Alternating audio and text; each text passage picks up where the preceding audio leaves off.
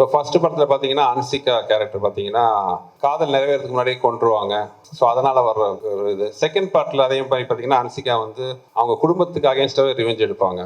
Third பார்ட்டில் Andrea வந்து அவங்க குழந்தைக்கு வாழ்வு கொடுக்க முடியாமல் செத்துருவாங்க. அந்த வெஞ்சன்ஸுக்கு வந்து ரிவெஞ்ச் எடுப்பாங்க மாதிரி ஒரு பர்சனல் வெஞ்சன்ஸ் வச்சு தான் அந்த 3 பார்ட் இருந்துச்சு. பட் இந்த பார்ட் அப்படி இருக்காது. நான் ஸ்பீச்சில் சொன்ன மாதிரி வேற ஒரு பேக் டாப்ல இந்த கதையை சொல்லியிருக்கோம். அது ரொம்ப ஒரு இன்ட்ரெஸ்டிங்கான விஷயமா இருக்கும். அந்த மாதிரி ஒரு கெட்ட சக்திக்கும் தாய்க்கும் நடக்கிற ஒரு போராட்டம் மாதிரி இந்த படத்தோட பேஸ் வரும். நீங்க அரண்மனை 1, 2, 3 பார்ட்டுக்கும் 4க்கும் பெரிய கான்ட்ராஸ்ட் இருக்குன்னு நான் நம்புறேன். அதாவது நாங்க நம்பி எடுத்திருக்கோம், ஆடியன்ஸ் பார்த்து அது சொல்லணும் அவங்களுக்கு பிடிச்சிருக்கான்ட்டு அந்த நம்பிக்கை எடுத்திருக்கோம். ஃபுல்லாவே ஒரு வித்தியாசமான அரண்மனை நீங்க பார்க்கலாம். விஷுவலா இன்னைக்கு எல்லாருமே நாங்கள் கிரீன்ல உட்காந்துருக்கோம். அது காரணமே பார்த்தீங்கன்னா இந்த படம் ஃபுல்லாவே வந்து ஒரு காட்டுக்குள்ள இருக்கிற ஒரு ஊர், காட்டுக்குள்ள இருக்கிற ஒரு அரண்மனை, காட்டுக்குள்ள இருக்கிற ஒரு போலீஸ் ஸ்டேஷன், காட்டுக்குள்ள இருக்கிற ஒரு கோயில் ஃபுல்லாவே அந்த கிரீன் பேக்டாப்ல இருக்கும். ஸோ அதனால தான் அந்த ஒரு சிம்பாலிக்காக தான் எல்லாம் கிரீன்ல இருக்கும். ஸோ இட் வில் பி ஒரு விஷுவலாகவும் ரொம்ப பிரமாண்டமாக இருக்கும்.